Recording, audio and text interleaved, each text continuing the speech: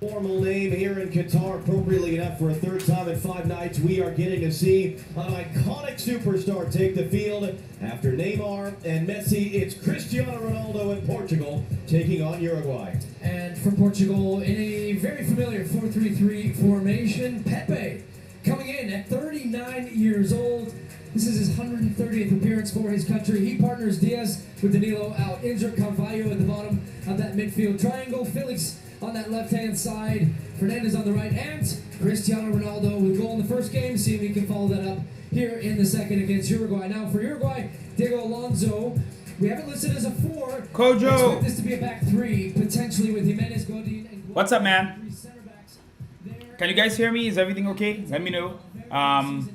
Uruguay, Portugal. The cameras are like twisted.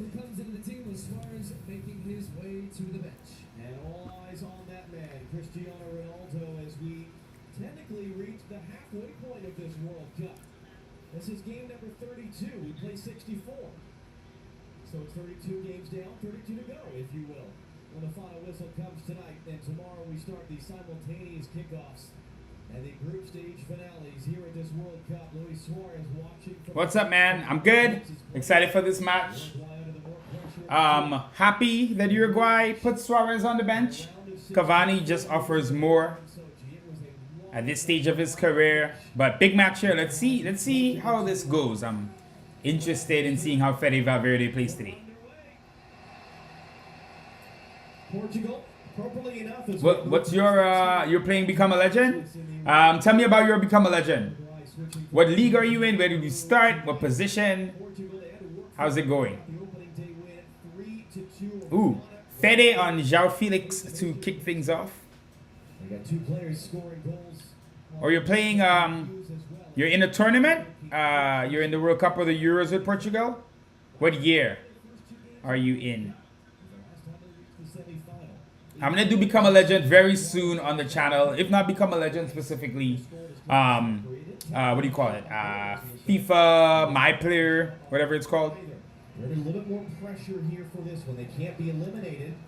But this result tonight will set up what they need in their finale Friday against Ghana, which showed they are no pushovers. Yeah, Uruguay definitely do not want to lose today. After this one with some global superstars down on that field.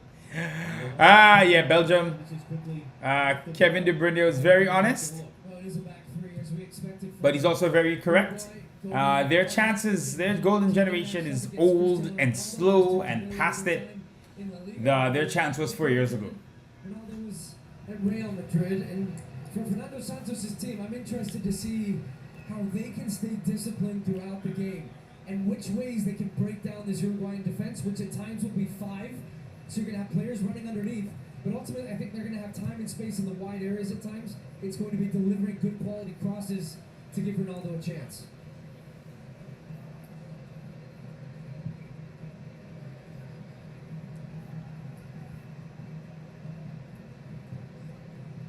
Computer's acting weird. Your Costa Rican forward playing for Nantes Liga, 73 rated, second season, okay? A chance to fire that one in first effort of the night coming in from Matias Vecino. An early look there for You are a regular Joel Campbell. Developing. Campbell could have been better. He had a really good World Cup 2014. Arsenal purchased him, never really made it in Europe. Hey Villa, what's up? Good to see you. Hope all is well. There's a new episode, guys, that went up about an hour ago. Definitely go check that out. Could be the end of the series, maybe, maybe not. You'll see. But we're approaching the end, as you know. I'm trying to get this the background screen. It's not popping up. Show more. Okay.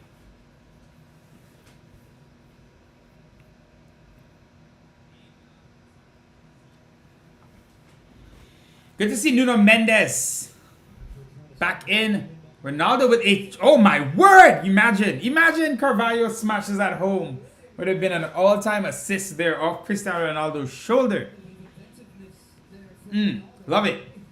Let's see. That could have been something. That makes a little bit more sense. I know he doesn't miss the push-ups day, but It does end up coming off his shoulder, finding Carvalho. Yes, crazy games earlier. Best day of the World Cup. Actually thought if that Brazil game had also been, I mean, it was pretty good. It ended really well. But had that Brazil game had more action earlier, it would have been in contention for one of the best ever group stage days I can remember watching the World Cup. Fantastic stuff. The African teams, as always, bring a lot of life and spirit, but those matches were end-to-end stuff. Cameroon really doing well to bounce back against Serbia. I thought they were dead in the water, but Choupo-Moting, who's in incredible form for Bayern heading into the World Cup, and Vincent Abubakar, who used to play for Porto. For a few seasons, he was in Portugal. A very good player as well. You know, they brought a new spark. So it's fun to see Cameroon. And then Ghana versus South Korea, which is end-to-end. Mohamed Kudus, his star is growing every day. I'm going to give myself credit. I had Pedri a couple years ago on the channel. Now we have Mohamed Kudus. I had Vlahovic before he was famous. Obviously, it's not like I did anything special. These guys are highly rated young players regardless. But it's always fun to see players that you don't really, you don't know too much about play in Master League do well, then in real life they do well too. For example, who am I thinking about? Chouameni. I had Chouameni in my Racing Santander Master League. I didn't even know anything about him at the time. He had some good stats. I thought he played well. So I had Chouameni. I had Camavinga on that team as well, but he was already kind of a young budding star. So it's always fun to see some of these players. What's up, Roman? What's up? You're from Algeria. Phenomenal footballing country. Thank you for coming on the stream. Which World Cup was the first World Cup I saw? The first World Cup I saw was 1998. But I was very young. So I could say the first World Cup I really understood everything was 2002. But 98, I definitely watched the knockout games and I remember things. I remember Dennis Bergkamp against Argentina. And now that I've looked back, I've watched documentaries on all the World Cups. I know a lot about all the World Cups, even if I wasn't alive, I was too young to really get it. But from 2002 on, I think from the 2002 World Cup, I've watched every single match. Or at least 99% of the matches. Every now and then, I miss one or two there, but I love the World Cup. It's the best time. Ouch! Bentancur on Ruben Diaz's ankle. That hurts. You played football, a step on the ankle or instep really, really hurts. Mexico 70. It's fantastic. My favorite club is right behind me. Real Madrid. I might sound like a glory hunter, but I genuinely just love Real Madrid from a kid. And when I was growing up, they didn't win that much. I know it sounds, relatively speaking. Real Madrid didn't win, they didn't win the Champions League from 2002 to 2014. So all through my childhood, they were not, they would win in Spain and not all the time. That was really the rise of Ronaldinho and Barcelona. It was the end of the Galacticos. So Real Madrid, the way they win today and the way they've built their team and the way Perez has really been excellent in his second stint was not something I necessarily expected when I was growing up. And I wish they were this good when I was a kid because I would have had more things to say to my friends in school when they would make fun of me. But I've been to the Bernabeu. I'm going to go to Madrid a lot more in the future. I'm going to do a lot more real life football stuff in general, guys. I'm going to start going to stadiums. I would love to go to Algeria and see a game there. I want to go all over the world, I've been to matches in Panama before. I've been to matches in Kenya. I went to Africa when I was in college and I went to a Kenyan Premier League match, which was a lot of fun. So I just love football in general. And, I don't think top level football is the only thing we should care about. The beautiful game is beautiful the world over. You know what I mean? So I love seeing small leagues. I just love the game. I just love the game. My stream is gonna be behind what you're seeing. Let me ask you, if you guys watch other streamers who do watch-alongs, do they all have their stream basically exactly the same time as the match? I need to look into how to do that. But let me know if you do see that. Must come to Ghana. Yeah, I've been to Kenya, so I gotta get to the west coast, west side of Africa. I need to go to Nigeria. I need to go to Accra, Ghana. I had a friend who went to Ghana. Love to go. Ghana, so happy for them today. They played really well. Always feel like Ghana get hard done by in the World Cup. With some tough groups and things like that. So, really good. Algeria will be lucky. Oh, man. That's so nice. Thank you. Cristiano's looking, he's looking good. It's a good pass through the middle there. It's cleared. Portugal looking fairly fluid so far. They don't really look that fluid under Santos that often.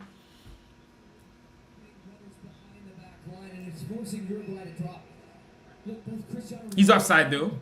I know I'm late, so when you hear me, you guys would have already seen everything. It's great defending by Jose Maria Jimenez. Excellent defender, just very injury prone. I think his career could have gone a bit differently if he didn't suffer with so many injuries. Ruben Diaz. In his own country, getting the start over Luis Suarez. Cavani, who scored twice. But like I said, when I'm on stream, guys, if you have any questions about Pez, about the channel, anything you always want to ask, or anything I didn't respond to, let me know. I did upload a new episode today. For anyone who joined the stream, the Nottingham Forest Master League. At its conclusion, maybe? You'll see when you watch the video. World Cup is really building up though. Things are getting better and better. Really fantastic matches, I feel. And I think, once we get into the second and third group stage matches, it always hits another level because teams are desperate and teams can't just sit back, and defend. You have to get a point in the first match. You have to get at least a point. It's so hard if you lose. The pressure is just on you. So now that teams can play a bit more free, and also some teams need points. Yeah, you're gonna see a difference. Should I go watch 40 now or after? You should have. Whenever you want to watch it, bro. It's a big match now, so watch it after the game. Watch it after the game. You don't want to miss real life football as much as I'd love the views. Let's see what's happened here. Announcer or broadcaster. I don't think I have a good voice, guys. Some people have like a really good voice for podcasting or streaming. That's not me. I don't think my voice is that good. I think what I will do in the future, you will see me just do some more stream stuff and talk about football. Like I said, I've been touring around with doing a football channel for years. So I really want to do something like that. But I don't think I have like one of those voices that are just so silky smooth. And when they talk, you like listening to them. So I've never really thought about announcing or play-by-play stuff like that, Corey. Thanks for your question, though. I did see Ghana, South Korea. Incredible match. Mohamed Kudus, future star.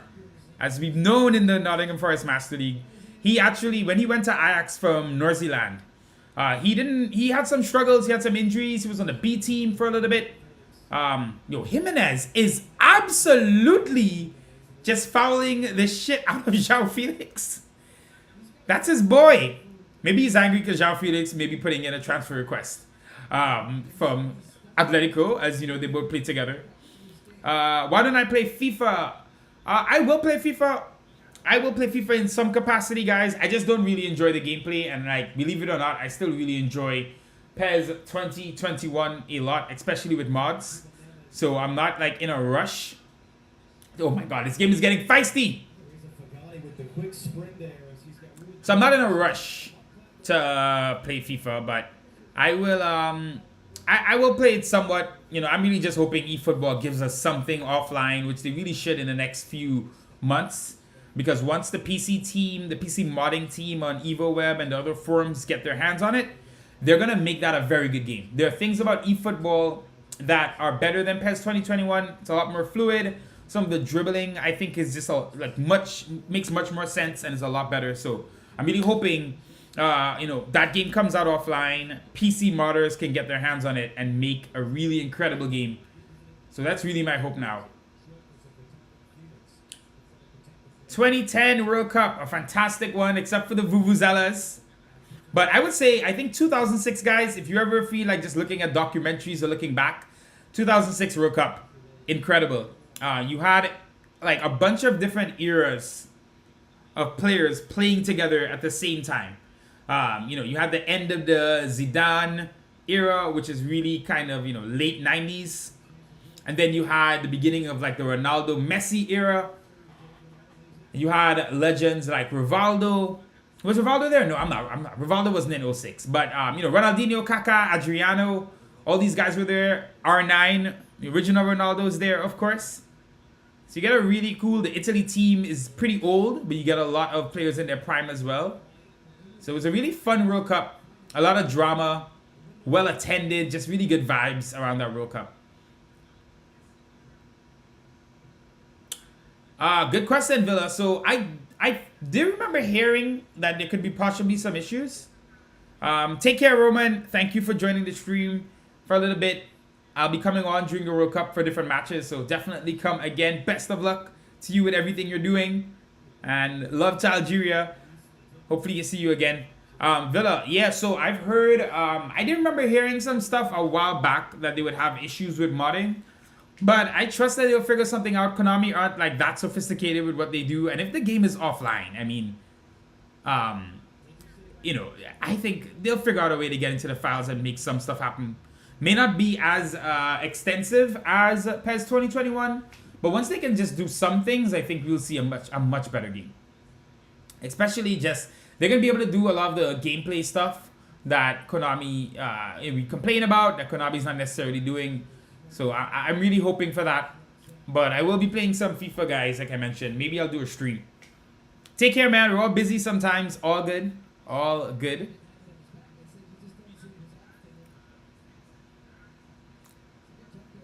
All right, 15 minutes in. Portugal with the bulk of the possession so far. But it has the potential to be a really feisty game. Uruguay playing really aggressively. There's turnovers, there's tackles. Portugal in a more comfortable position to There's Pepe. Through the middle, Bernardo Silva. He's in good position here. João Felix cut inside, take a strike. And it's looped up. Ooh. Yeah, I do remember Konami getting upset. But Villa, I would argue, or at least hope, that the issues Konami had, I mean, they have issues with modding in general. Obviously, if you make a game, people modding it are changing what you created, and they're putting in licenses. Like, there's a lot of issues with that in general. But I do think that their anger about this was more about the fact that they were rolling out, how they were planning to roll out. eFootball was not in that way. I do think once they release an actual offline game with offline content, that they won't really focus on that. They're going to put it out and then we'll go crazy with it, is what I'm hoping for. 2014 was your first one. You supported Ghana. Asamoah Gyan. Yes, Asamoah Gyan. He used to wear number 3 for Ghana. I'll never forget that. Asamoah Gyan as a center forward wearing number 3. And Mensa. Yes, both Jordan and Andre Ayew were still playing. Andre Ayew was really young back then. I really liked him. I think he spent a lot of his career at Swansea. But a really fun winger when he was younger. Ghana's had some really good teams. The 2006 Ghana squad, I think, was really good. But they were in a tough group as well. Brazil knocked Ghana out, if I remember correctly, in the knockouts, I think. No. Either a knockouts or the final group game. I think might have been 3-0. But, we'll see. Now, Ronaldo has a free kick. And we've seen Cristiano Ronaldo's free kicks for the past few seasons, unfortunately. But, at a World Cup, he can turn up. You saw what he did against Spain 4 years ago. Let's see what technique he goes for. Ideally, he should be curling this in and not trying to smash it towards goal. But, it's always dramatic. Let's see. Our free kick here it'll be exciting. It'll be exciting. Messi had his moment. Ronaldo did get his penalty, but let's see what he does here. I'm not looking at the chat because you guys may be ahead of me. Let's see what Cristiano does. Ronaldo off the top of the wall. Not too surprised. Not too surprised. He's still going for that technique. That was a pretty good looking strike. Heading towards that back post, but it was Vecino who Bernardo Silva. Setting up to whip this one in. They take it short.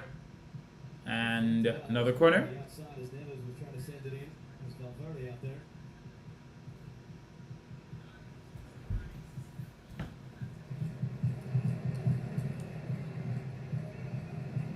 Oh, it's Bruno Fernandes who comes in and hauls off Bernardo Silva. They used to be teammates, those two, until Ronaldo ended up having his contract severed at Manchester United. Operators are standing by. And in comes the outswinging corner all the way through. It's a poor corner.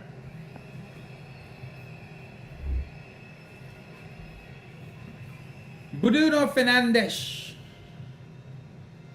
Yeah, hopefully Villa, hopefully we get the same modding. It will be a game changer if we can. At least give us offline fans something. Listen, Cavani a chance to make some history of his own this evening. Would be the first Uruguayan to score at 4 different World Cups. Luis Suarez. 2009 Youth World Cup. He's on the bench right now. Nice, under 20. So those players today would be 10 years older. So that must be... Who was on that team? Who was on that team? Let me know. Mendes weaving in. Ruben Neves opens it up to the far side. Juan Cancelo. Back for Neves. Ruben Neves. I love Nuno Mendes. That guy is so good. PSG made an incredible transfer by picking him up. Bruno whipped in, and it's cleared. And Neves, and it's out. Let's see what Fede Valverde can do here. Carry the ball, that's what he does best. Get Fede Valverde the ball in space. That's a good ball by Cavani. Ah, it's overhit. It's overhit. Then trying to go across to Valverde. This has been a good spell for Portugal. You thought maybe for a half second Uruguay were going to get out of some of that pressure. Looking for Nunez, it's a bad pass. He's looking for Valverde, the chance is gone. But Portugal using the ball very well. Good crisp passing, shifting it side to side, breaking that back line, forcing them to move, waiting for the gaps to open up, firing shots from distance too. And it just keeps that Uruguayan defense honest. Andre Ayew, yep. The timing, the ages make sense. I still feel Ghana, I mean, look, obviously they got the result today, so that's good.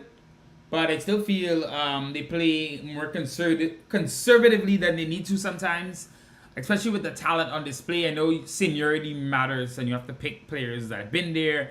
But I would love to see Sulemana on the pitch a lot more. He made a cameo today.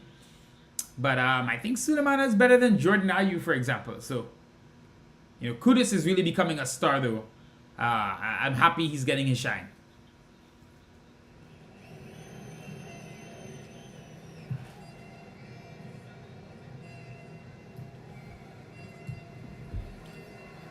Back to goal. It's cleared.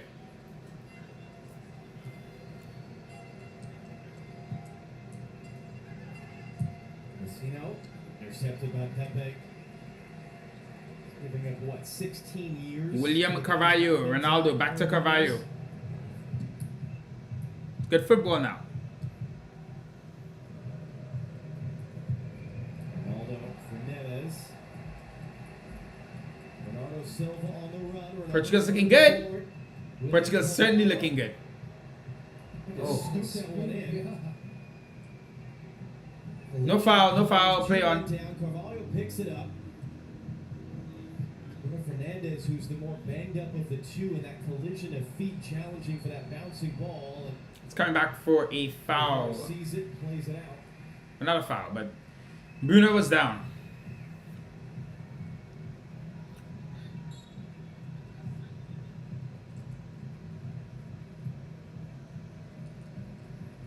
Are we getting a Fede Valverde screamer today? As you know, he's an incredible striker of the football. Hit the woodwork in the first match. He's certainly get 1 or 2 chances today for sure. No matter what he's gonna end up getting, he's gonna get something. So interested to see if he's able to get it on target. For Real Madrid, he's been prolific. Someone should play Ronaldo through. Let's see. Godin. Not the worst cross. It's back out to Bruno. No one was there. But tantalizing nonetheless. Now players inside. João Cancelo. Low and hard. Take care, Kojo. Have a good one, man. Thanks for coming on the stream. João Felix. What time is it in Ghana? Let me see what time. I mean, where are you, Kojo? Are you in Ghana, right? Let me know.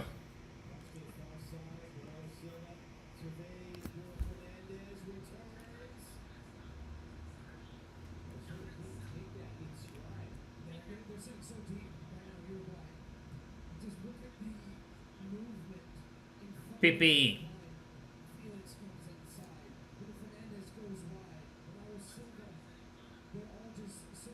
Ruben Neves. It's Pepe again.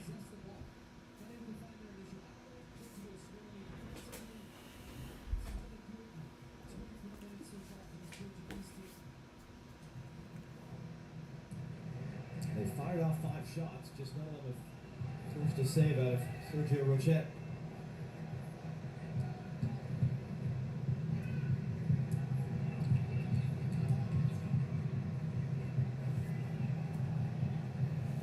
Portugal just much better right now. Mendes wanted it wide out to the left. He's going to get it now. Varela comes to meet him. Switch by Bruno.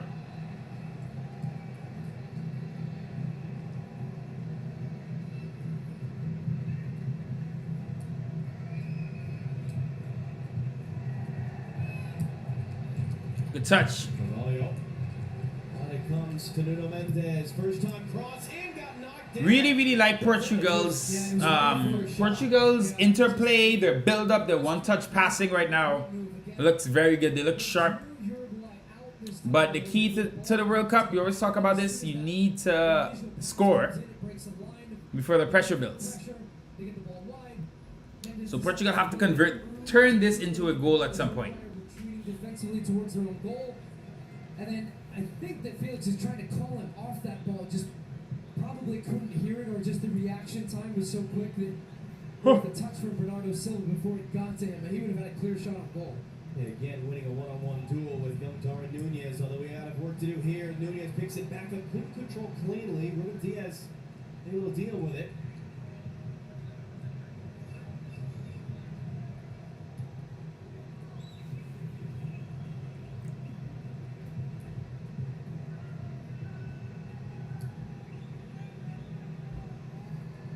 Here is Pepe. Neves. Uruguay, if they can get a result tonight. So wider, here's Nuno Mendes. About the other game, final day of the group. If they can win tonight, they only need to draw against Ghana. If they get tied tonight, they would need a win, but not need to worry about it. If they lose, they would need to win the finale, and they would need things to go their way in the Portugal-South Korea game, because they would have to, best case scenario, end up in a goal differential battle to advance. Uruguay, who have reached the knockout stage of the last 3 World Cups. Ruben Neves with a patented switch. He's overhit it. Is not going to get there. Bruno unable to get there. It's a good idea from Ruben Neves. Fernando Santos on the other side. He's had this job for a while now, September 2014. I may have to come off the stream, guys, at halftime today. I have some more stuff to do. I'm gonna have the game going on, but I got some stuff to do, so we'll see. Out of the round of 16, the last World Cup. Huh. Out of the round of 16 of the Pepe. Championship. Somewhat more on par for Portugal. Twice they've made the semi-final of a World Cup. The last was in 06. But as we said, it's not that they necessarily have this incredible history at tournaments. They've had pockets of success over the years. But we have Cristiano Ronaldo. The expectations are sky high. Huh. Cristiano Santos and Portugal are held live up to here in Qatar.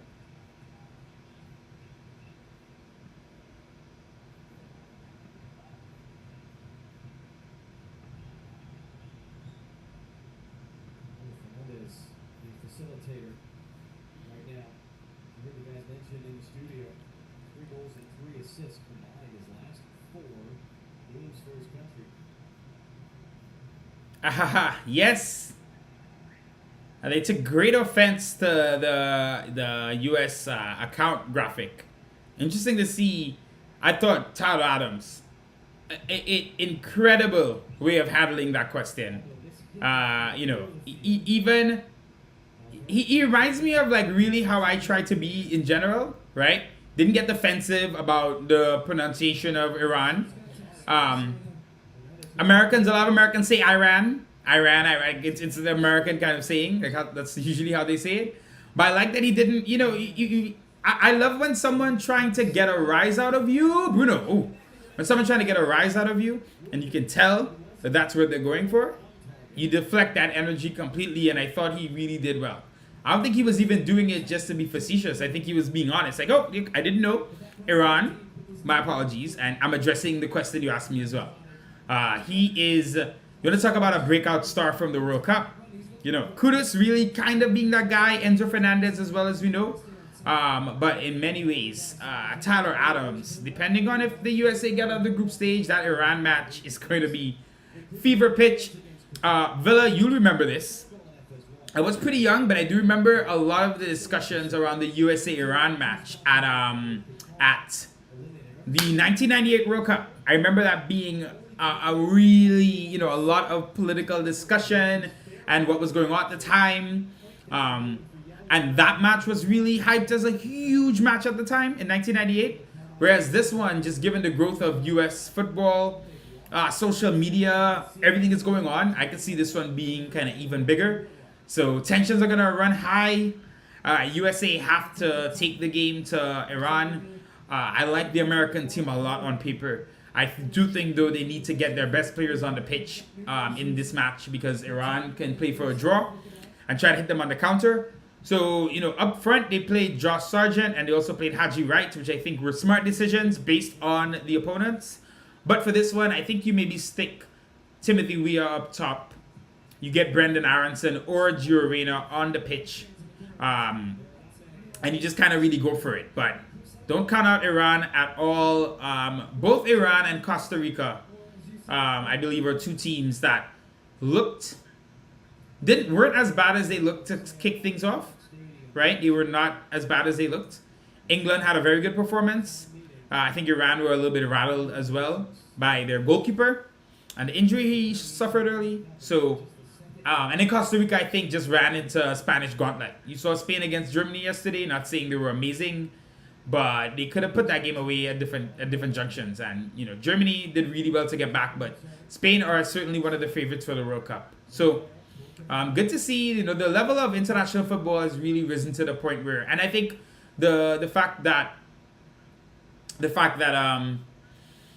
the international game now, right, and the way tactics and just the amount you can learn about a team now from using the internet scouting is just so different from the past. So I think you see smaller teams are coming into the World Cup a lot more prepared for kind of every scenario. The game is so much more analytical than it used to be. So we'll see. Rexa, yes, they do lack a bona fide striker. Ricardo Pepi was not selected. He's now on loan at Groningen, I believe, in the Eredivisie. But he was he was in Germany with, was it Freiburg? I think he's on loan from Freiburg. I think it's Freiburg. Ricardo Pepi, Freiburg. I think it's Freiburg, yeah. So he didn't have a good season at all last year when he came over mid-season, but it's always tough to go somewhere mid-season. So glad to see him doing really well. In the Netherlands with Hugo Bentancur! Oh, that would have been special. Oh, wow. That was fantastic. Great dribbling. I love silky, smooth players like this who almost look like they're just languishing, but the ball doesn't leave their feet. If you've been watching the series, you know who plays like this? Vasil Nikolov plays like this. But this was fantastic. Oh, man. Would have been some goal. Players are like this, right? And it wasn't even a bad finish. He aimed right between Diogo Costa's legs. I don't know how Diogo Costa's not in pain because it didn't look like it hit him. Looked like it hit him in the family jewels. But that would have been some goal. Players like Berbatov, Zidane played like this. Jude Bellingham plays like this. Musiala plays like this. I love lanky dribblers who just have supreme command of the football. That would have been... I wish he scored. That would have opened up the game as well. Early goals open up these games. Great effort there, but a very good save from Costa. Closed the angle well. And doesn't seem like he suffered for it. Scoring goals, though, this season for Tottenham, 5 of them. After scoring 4 total goals his prior 7 years as a professional. Would that have been the goal of the tournament? Perhaps. Ronaldo does it himself and gives it away to Varela. Cavani had the run of Back the other way. Free Felix. João Felix down the wing. Let's see. Overlapping run. Played it through. Ah, it took too long. Ah, Felix could have played that half a second quicker.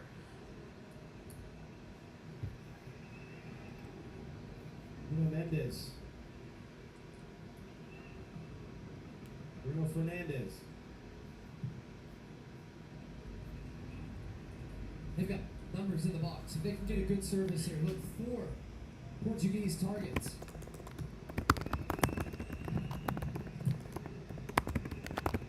Felix comes to get it. Cristiano Ronaldo. He's blocked by a teammate. Bruno Fernandes looked like it was in the way. João Felix resets. João Felix deflected. Ooh, this game is heating up. That'll be a goal kick. Strike from distance from Ronaldo, and then this one from Felix in quick succession. Not a bad idea, though, to test that back line. Another look at that. Betancourt is sensational here. Chopping back, left foot, right foot, comes back on to the right foot, has a clear look. Mendes can't get there to make the challenge. Costa does well to come out and make himself big. And maybe put a little hesitation in the mind of Betancourt, who was potentially shaping up for that little chip because he stayed up.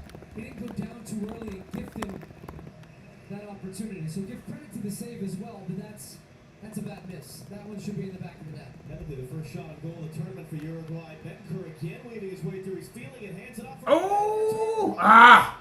There's a chance for Betancourt. There was Nunez close to it as well. Ends up out. You can see his frustration.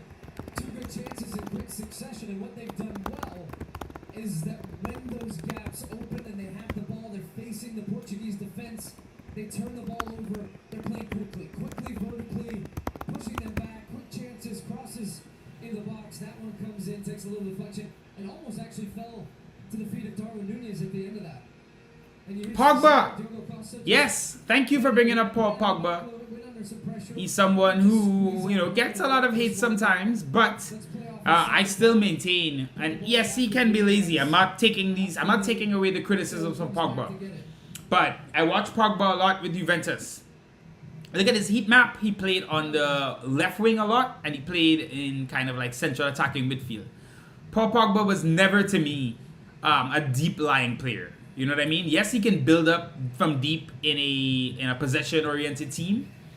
And I think, you know, let's say he was at Barcelona, for example. I think he would have looked amazing. But I do think with United, he should have been played further up the pitch. I think that's where his real skills lie. And if you look at him with Juventus, you know, the midfield with Pirlo, Vidal, Marquisio, and then Pogba was set up perfectly for him. So I always feel like he was kind of miscast as this kind of all-action midfield engine type of guy. Nuno Mendes. Oh, what a player. I'm so glad he's playing after missing the first match. He's electric. But yeah, I always thought Pogba to me was similar to Zidane in terms of how he played. Ronaldo brings that down. Not a bad effort. Wow. Ronaldo looks good. He looks good today. He's enjoying his football a bit. Yeah, Pogba, you're right. I think Ten Hag would also recognize his talent. You know, if you bring back a 23, 24-year-old Paul Pogba and you bring him into this team, I think Ten Hag knows how to utilize him. Pogba had to deal with a lot of inconsistent managing, tactics, United just being up and down and everything in between. So, yeah, it was the best timing for him. Oh, here's Darwin. Good strength, holding off. Rafa's calling off Ruben Neves, and he's trying. Varela, inside. That's a foul. That's a booking. Yeah. There you go. Good call. They wanted off of Ruben Neves. So Uruguay have a free kick. Whatever you do, just make sure Fede Valverde shoots on goal. Quick pass forward, 30 yards, takes out the entire midfield of Portugal, but then just his strength, driving at the back line, gets the ball out wide. It's funny. I'm watching Neves fix his ponytail. We don't get players with long flowing hair anymore. Like Cavani, we used to get that a lot more back in the day, but everyone just does the ponytail now. We used to have players, obviously it's practical, it makes sense. We used to have players with their hair out and they would have just a headband. Now everyone just does the ponytail. USA with Zimmerman and Tim Ream, both ponytailed players. Oh, Fede's actually taking it, but he's not shooting, it looks like. Looks like he will be crossing this into the box.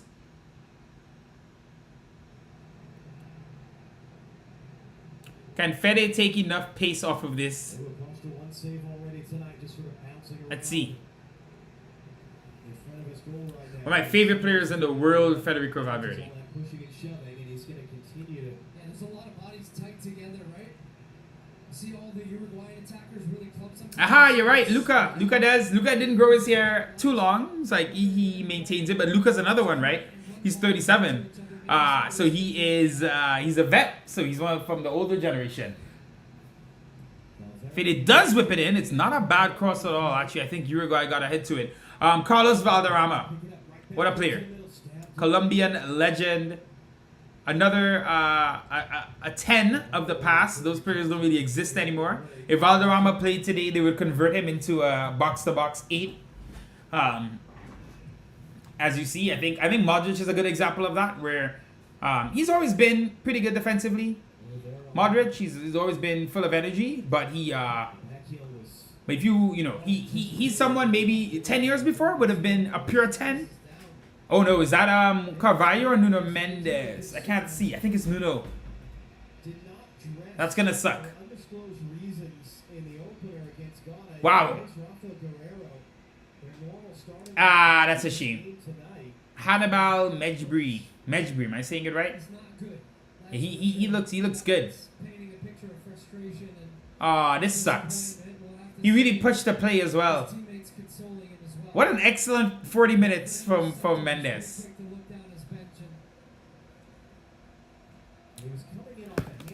So Guerrero will be coming on.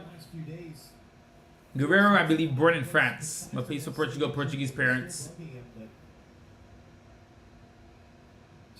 Damn, he's so disappointed. That sucks. I think it feels like he knows beyond this that he may not be playing the rest of this tournament. He's in tears. Sucks. Hard to watch. Great, really good young player. He's going to have a big career ahead of him. I was really annoyed when PSG bought him. That was such a good, smart transfer. That doesn't show you what it means to represent your country in a World Cup with a young player that's achieved his dream and just such disappointment of having to come out so early. He's straight down the tunnel. He's going to get checked out by the trainers. And Rafael Guerrero is on. They'll evaluate that over the coming days, see how serious that Gonna lose some of that power. He's very good attacking, of course. But, not the best defensively. So I Nuno Mendes, these wing backs that give you defending and attacking are so valuable. Carvalho. Lose the ball there. Really sad to see. Indeed, Rexa.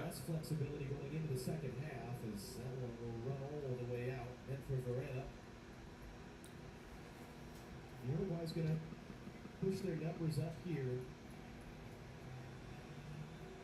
Trying to trap Portugal in their own half as Guerrero's first touch is to throw it in. It's also something, John, with that sub that we talked about the other night with Mexico. They had to burn one of their substitution windows here in the first half. Varela has it as Uruguay win it back. Varela's cross in. It was meant for Cavani. Varela couldn't guide that to a teammate. Fernandez thought he was fouled a moment ago. Was fouled then.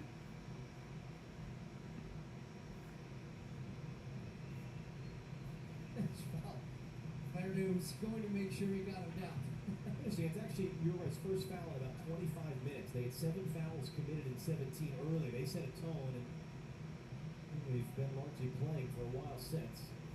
How do you view this thing overall right now? Yep, PSG. I think that's when I really started paying attention to kind of what they're trying to do with PSG now, which is be a bit smarter about their project.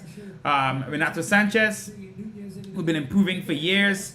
Vitinha, Fabian Ruiz, smart signings. Though I think Fabian Ruiz isn't doing too well, and Carlos Soler is actually doing much better. But even that, you know, smart transfers. They need to build a squad, build a club.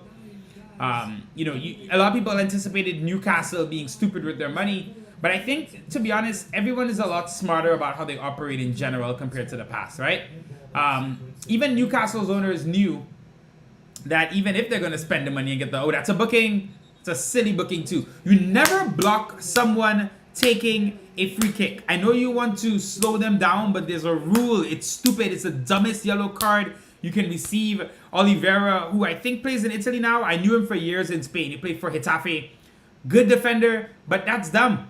That is a stupid yellow card to get as a wing back. Players do it all the time because they're frustrated. They want to slow down the play, but it's a guaranteed booking. It's the easiest booking a ref will ever give. Ronaldo showing some agility with the step over. But yep. Let's see what PSG continues to do in the market. I don't think Fede is underrated anymore. He's one of the best midfielders in the world. He does everything. Fede Valverde, for years I've been saying it, and now I think a lot of people are agreeing. He really reminds me of Steven Gerrard. Now, Steven Gerrard is better technically. He was a better passer. So I'm not really comparing that level of him, but Fede is quicker.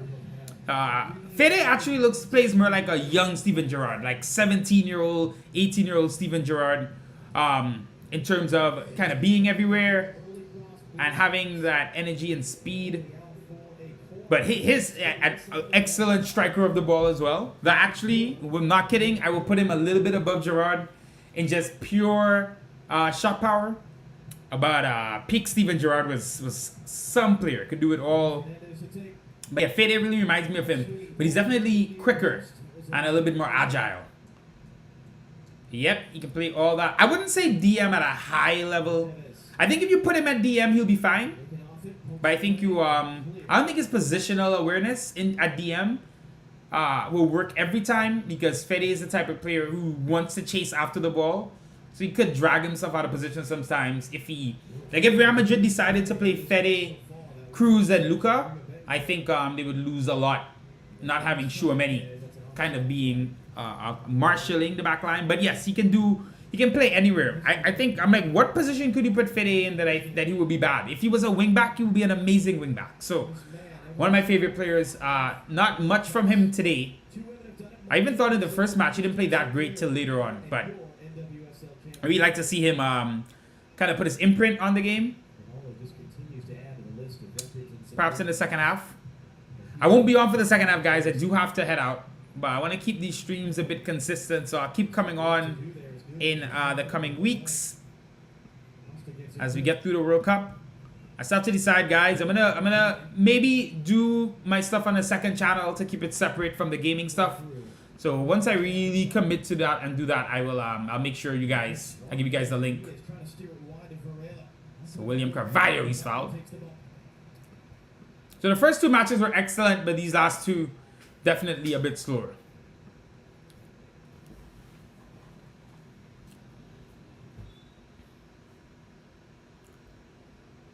Yeah, you're right, Rexa. A lot of clubs are doing smart transfers now. We just know more information, you know what I mean? You're not seeing as many impulse purchases. Clubs they're still wasteful. Was that Fede? Good tackle. That was a clean tackle. He got the ball. But yeah, clubs are adjusting their transfer strategies.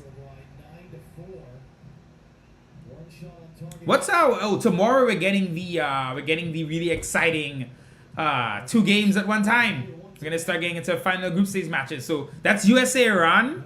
So I'm definitely gonna try to be on for that. Oh, do I miss Casemiro? Yes and no. The best way to put it is this. I'm happy that Casemiro is now getting the love he's deserved for years, because I'll be honest, the English media only really picks up on these players once they're in England, which is why I think Neymar has never gotten the full respect he deserves from the English media. So I like that he's getting this praise.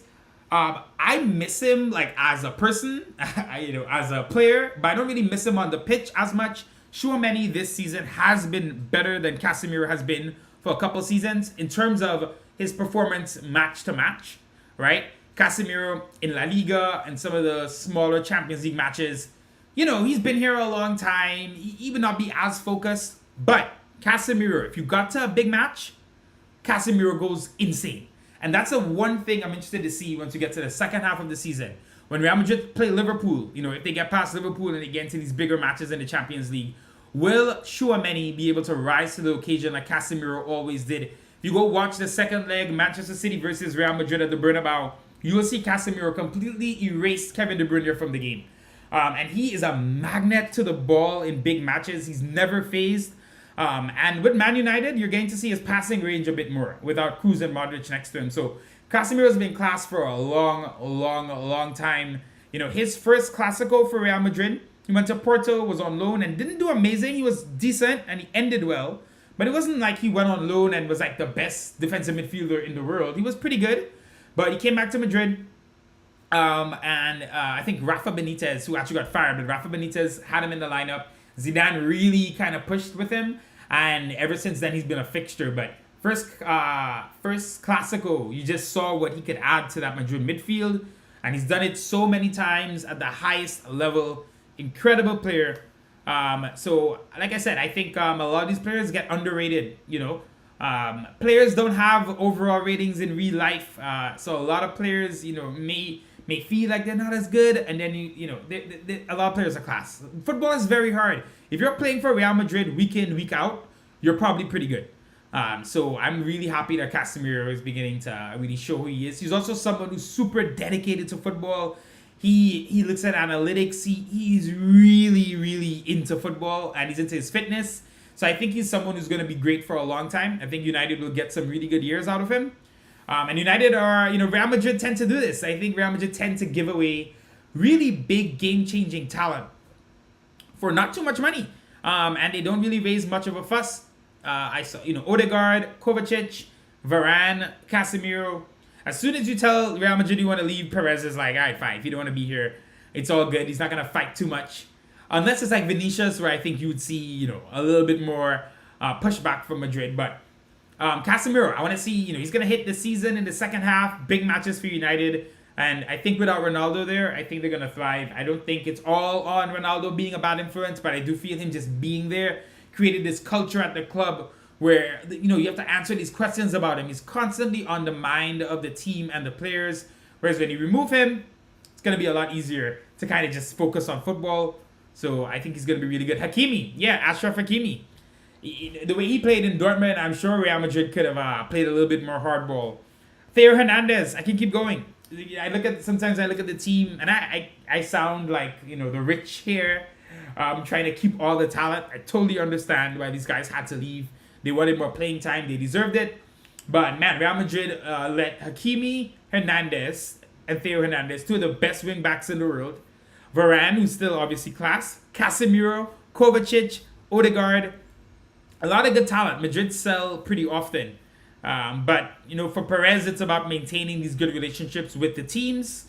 He's very big on that. And then I think he also wants to put forth this vibe for Real Madrid that, listen, if you don't want to be here, that's fine. And I think you'll see potentially some young players who are interested in Real Madrid, maybe likely to choose Madrid, because they know if at any point they want to leave, it's not going to be a huge issue.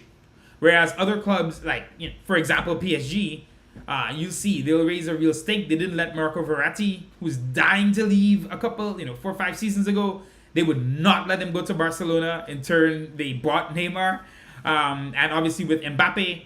So it's interesting strategy. But I'm watching this Rodrigo Bentancur run again, and I wish this was a goal. Could have been special. I am coming off the stream, guys. Enjoy the second half. I'll see you guys again soon. I will definitely, right now I'm leaning towards definitely coming on for USA, Iran, and England. Who are England playing? Oh my God, my brain. Wales, of course. So I'll definitely look into coming on tomorrow. But if not, you'll definitely see me in the rest of the tournament. But go watch the Nottingham Forest episode, guys. I appreciate you guys really sticking with the series. It's almost done, or could be done today. You'll find out. I'm excited to finish that and get to the new stuff on the channel. But really appreciate all the support. Take care, guys.